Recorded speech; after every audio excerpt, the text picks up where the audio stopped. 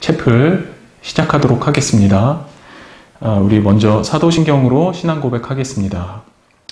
전능하사 천지를 만드신 하나님 아버지를 내가 믿사오며 그 외아들 우리 주 예수 그리스도를 믿사오니 이는 성령으로 잉태하사 동정녀 마리아에게 나시고 본디오 빌라도에게 고난을 받으사 십자가에 못 박혀 죽으시고 장사한 지 사흘 만에 죽은 자 가운데서 다시 살아나시며 하늘에 오르사 전능하신 하나님 우편에 앉아 계시다가 저리로서 산 자와 죽은 자를 심판하러 오시리라.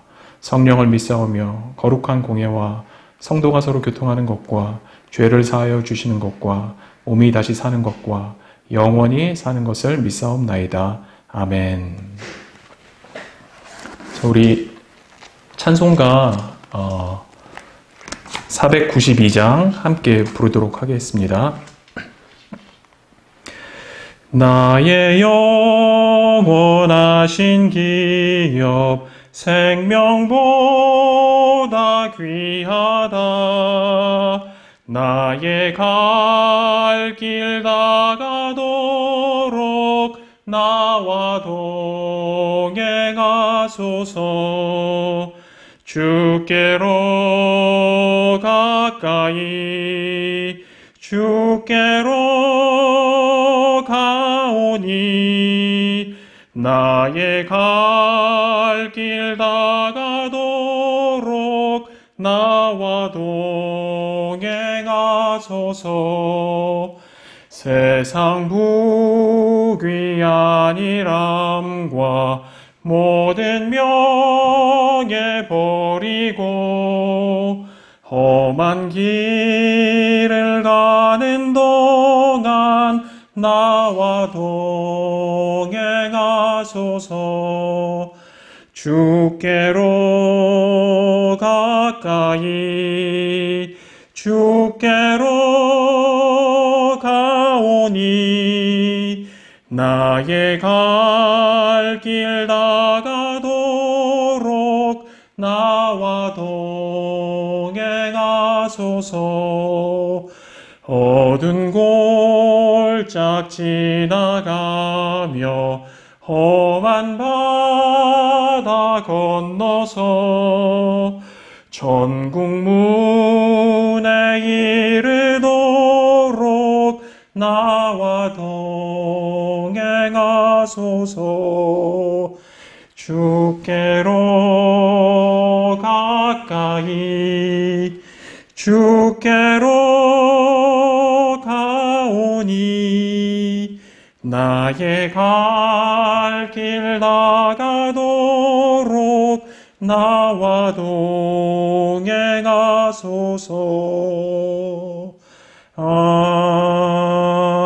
아멘. 우리 함께 기도하시겠습니다.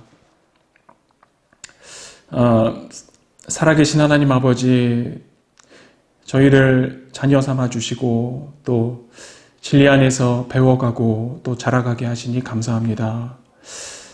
저희를 특별히 광신대학교라는 진리의 터전으로 부르셔서 이곳에서 함께 성장해 가게 하시니 감사합니다. 저희가 비록 질병으로 인해 모이지 못하는 특수한 상황 속에 있지만 그럼에도 여전히 저희를 보존하시며 양육하시며 진리로 먹이시는 주님의 손길을 느낄 수가 있습니다. 감사드리며 눈에 보이는 상황이 어떠하든지 주님의 은혜에 집중하고 이를 통해 성장하는 저희들 되게 하여 주시옵소서. 이 기간이 진정돼서 또 우리가 다시 얼굴 마주하게 될 때 더더욱 주님을 인정하고 그 지혜와 섭리를 찬미하는 목소리들 우리 안에 있게 하여 주시옵소서. 이 시기를 보내며 어려움을 겪는 많은 이웃들이 있습니다. 이들을 기억하여 주시고 그들의 삶을 지켜주시옵소서. 비록 지금은 헤아리기 어렵지만 언젠가 또 이 기간이 그들의 입술에서 감사의 시간으로 고백될 수 있게 하여 주시옵소서. 어느덧 한 학기가 마무리되는 시점에 와 있습니다. 마지막까지 또 저희를 보살펴 주시고 모든 수업 무사히 마무리되게 하여 주시옵소서. 저희가 또 여러 가지 생소함 속에서도 동요하지 않고 학업에 집중하여 결실을 거둘 수 있기 원합니다. 이를 위해 은혜 베풀어 주시옵소서. 수고하는 또 교수님들과 교직원들께도 힘을 주시고 저희가 끝까지 맡겨진 일 잘 감당케 하여 주시옵소서. 모든 것 감사드리며 예수님 이름으로 기도합니다. 아멘. 오늘 우리가 함께 나눌 말씀은 창세기 3장 9절에서 13절까지의 말씀입니다. 창세기 3장 9절에서 13절까지의 말씀입니다. 제가 읽도록 하겠습니다. 여호와 하나님께서 아담을 부르시며 그에게 네가 어디 있느냐라고 물으시자 아담이 대답하기를 제가 동산에서 주님의 소리를 듣고 제가 벌거벗은 것이 두려워 숨었습니다 라고 말하였다. 하나님께서 네가 벌거벗은 것을 누가 내게 알려주었느냐? 내가 너에게 먹지 말라고 명령한 그 나무의 열매를 네가 먹었느냐? 라고 물으시니 아담이 대답하기를 주께서 저와 함께하도록 주신 여자 그가 그 나무 열매를 제게 주어서 제가 먹었습니다 라고 말하였다. 여호와 하나님께서 여자에게 네가 한 이 일이 무엇이냐? 라고 물으시자 여자가 대답하기를 뱀이 저를 속여 제가 먹었습니다 라고 말하였다. 아멘. 잠깐만. 오늘 본문은 아담과 하와가 그 선악과를 따먹은 이후 하나님과 만나는 그런 사건을 보여주고 있습니다. 우리가 알다시피 그 아담과 하와는 그 하나님처럼 될 수 있다는 뱀의 유혹에 빠져서 하나님이 먹지 말라고 하신 그 선악을 알게 하는 나무의 실과를 따먹었습니다. 이때 이들은 스스로 알몸의 상태에 있다는 사실을 깨닫게 되었고 이에 수치심을 느껴서 자신들의 몸을 무화과 나무 잎으로 가립니다. 그 하나님의 말씀 아래 있을 때에는 서로 간에 허물이 없는 관계였지만 스스로 하나님처럼 높아지는 길을 택하고 난 후에는 이제 서로에게 자신의 치부를 드러내 보이는 것이 이제 수치스럽게 느껴진 것입니다. 그만큼 자기 중심적인 존재 혹은 자기에게 초점을 맞추는 존재가 된 것이라고 할 수 있겠죠. 하나님이 에덴 동산을 거니실 때 이들은 그 수치심과 두려움에 자신들의 몸을 숨겼고 하나님은 이들을 찾으십니다. 아담아, 네가 어디 있느냐? 아마 평소에는 이렇게 아담을 찾으실 필요가 없었을 겁니다. 하나님과 허물 없는 관계 속에 있었던 아담은 늘 하나님 앞에 스스로를 내보이고 하나님과 교제했을 것이기 때문입니다. 아마 네가 어디 있느냐라는 하나님의 물음은 단순히 그의 소재를 묻는 것이라기보다는 그가 지금 처하게 된 상황을 아시고 그것을 그에게 일깨우는 말씀이었을 것입니다. 그렇죠? 늘 내 곁에 있던 너의 모습이 지금은 어떠하냐라고 물으시는 것이죠. 하나님의 물음에 대해 아담은 제가 주님의 소리를 듣고 벌거벗은 것이 두려워 숨었습니다 라고 대답합니다. 하나님이 그것을 누가 알려주었느냐? 그것을 누가 알려주었느냐? 라고 물으시자 아담은 주께서 저와 함께 하도록 주신 여자, 그가 그 열매를 줘서 제가 먹었습니다. 라고 합니다. 자, 이것은 그 하나님, 그 자신이 하나님의 말씀을 어겼음을 시인하기보다 문제의 원인을 여자에게 그리고 여자를 주신 하나님께 돌리는 말입니다. 하나님이 이번에는 여자에게 네가 한 일이 무엇이냐라고 물으시자 여자는 뱀이 저를 속여 제가 먹었습니다 라고 합니다. 이것은 이제 뱀을 탓하는 말이기도 하지만 동시에 모든 동식물의 창조자이신 하나님을 교묘하게 탓하는 말이라고도 할 수 있습니다. 아담이 그런 것처럼 이 여자도 당신이 만드신 뱀 때문에 내가 이렇게 된 것이다 라는 일종의 그 항변을 하고 있는 것입니다. 이때 여자는 자신이 아담에게 선악과를 건네주었다는 사실은 전혀 언급하지 않습니다. 아담의 죄에 대한 자신의 책임을 의도적으로 숨기는 것이라고 볼 수 있습니다. 지금 이런 대화들은 그 죄가 들어온 세상의 모습이 어떤 것인지 단적으로 보여줍니다. 이 대화에서 이제 타락한 인간성이 어떤 것인지가 선명하게 드러나고 있는 것입니다. 그것은 단순히 사람들이 약해진 것이 아닙니다. 그것은 사람들이 다른 존재와의 온전한 관계 속에 있지 못하게 된 것입니다. 지금 타락한 인간은 하나님과 또 다른 인간을 불신하고 탓하며 상대에게 책임을 떠넘기는 모습을 보여주고 있습니다. 사실 애초에 이들이 선악과를 따먹은 행위는 올바른 관계 속에 있기를 거부한 행위라고도 할 수 있습니다. 자기 스스로 그 창조자이자 주권자인 하나님과 같이 되고자 했던 행위이기 때문입니다. 물론 여기에는 자기 스스로를 어떤 한계도 없이 높이고자 하는 그런 교만함과 자기 중심성이 깔려 있겠죠. 말하자면 선악과를 따먹을 때 그들의 모습이 지금 우리가 보고 있는 모습으로 고스란히 이어지고 있는 것입니다. 타락한 세상의 모습이 어떤 것인지는 이어지는 하나님의 말씀에도 잘 나타납니다. 우리가 읽은 본문 직후에는 여러분들 잘 아시는데 그 직후에는 인간들과 뱀에 대한 하나님의 심판의 내용이 등장합니다. 이 내용에 따르면 뱀은 저주받아 배로 다니게 되며 여자의 후손과 원수가 될 것입니다.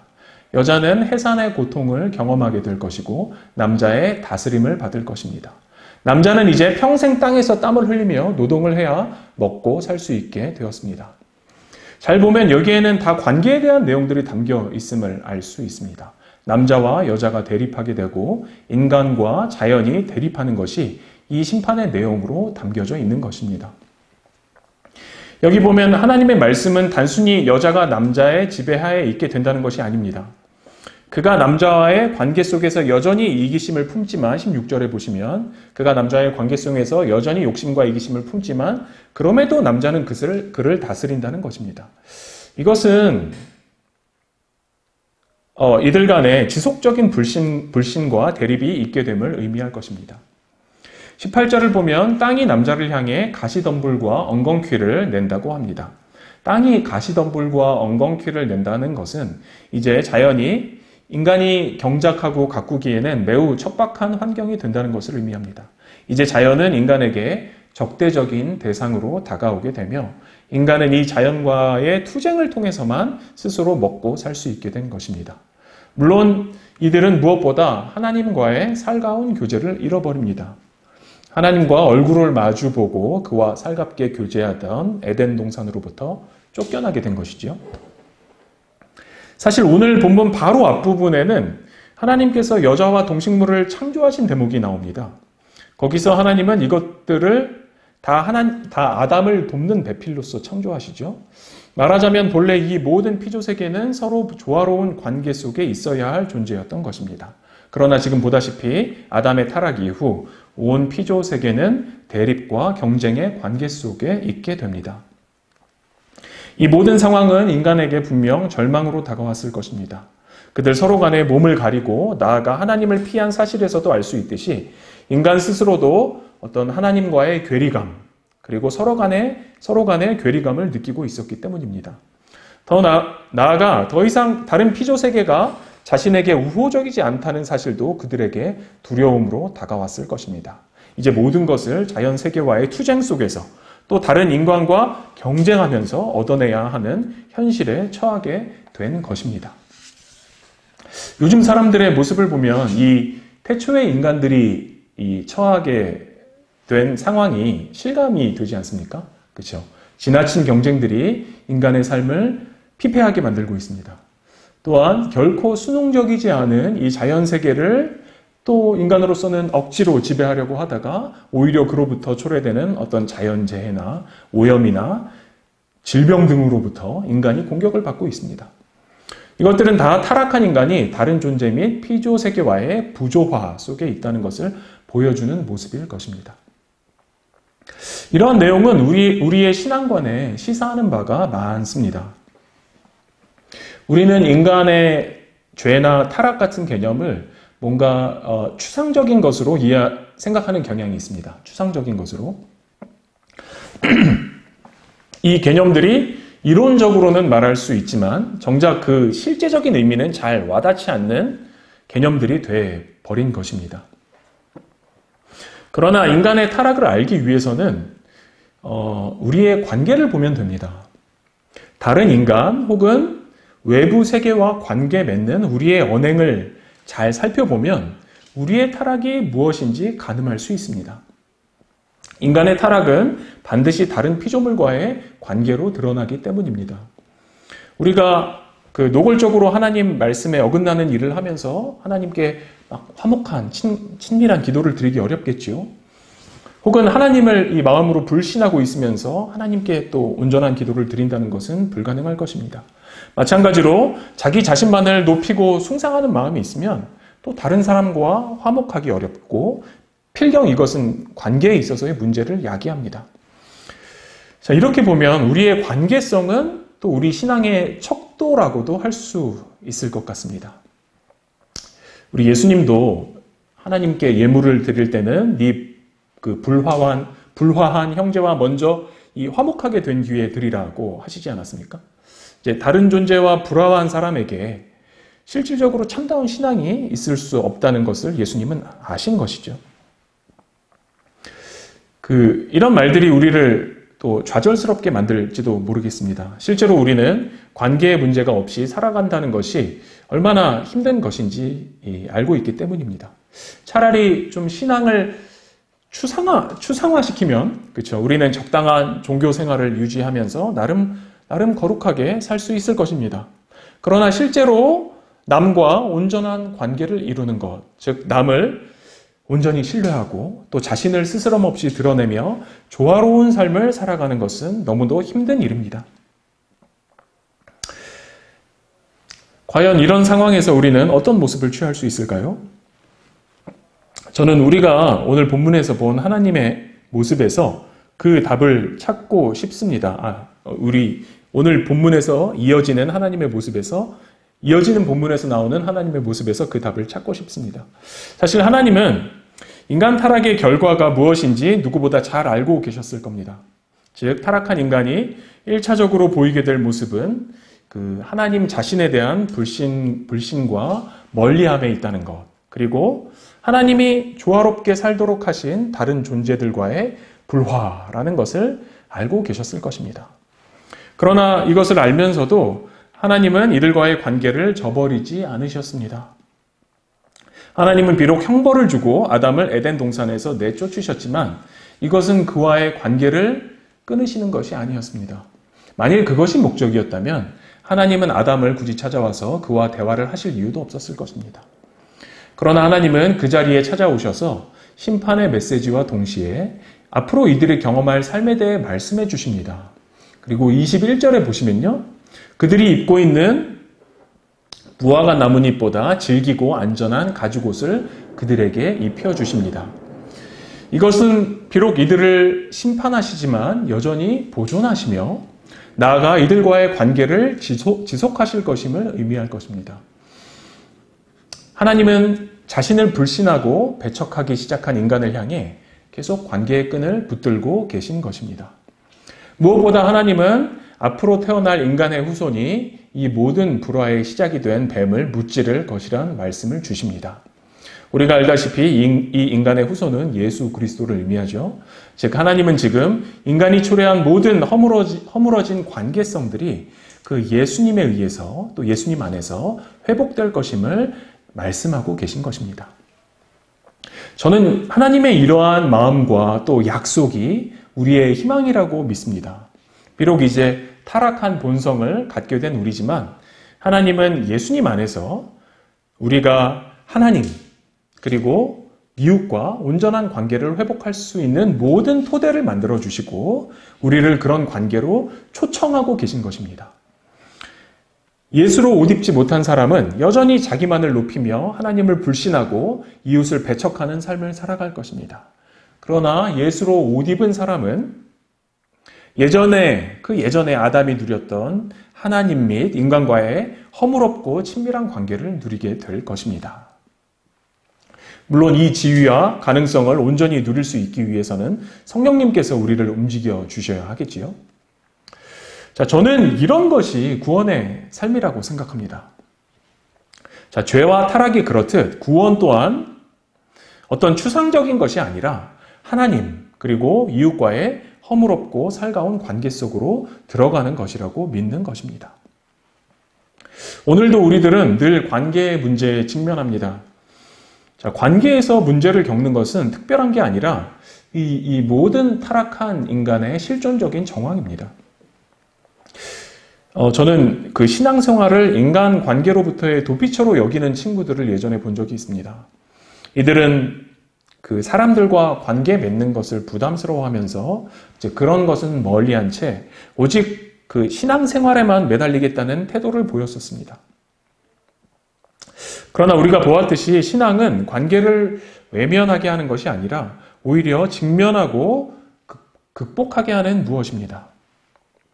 하나님은 우리에게 올바른 자아상과 또 용기와 그 무엇보다 약속을 주셔서 우리로 하여금 하나님 자신 및 또 타인과의 온전한 관계 속에 서도록 하시는 분인 것입니다. 이 사실을 기억하고 어떤 상황에서든지 보다 조화로운 삶, 보다 온전한 구원의 삶을 위해서 또 힘있게 일어서시는 저와 여러분이 되기를 바랍니다. 우리 함께 주기도문 하심으로 오늘 챕을 마치도록 하겠습니다. 하늘에 계신 우리 아버지여, 이름이 거룩히 여김을 받으시오며 나라의 임하옵시며 뜻이 하늘에서 이룬 것 같이 땅에서도 이루어지리이다.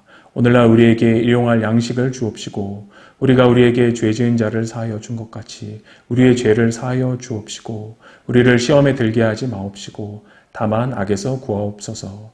대개의 나라와 권세와 영광이 아버지께 영원히 있사옵나이다. 아멘.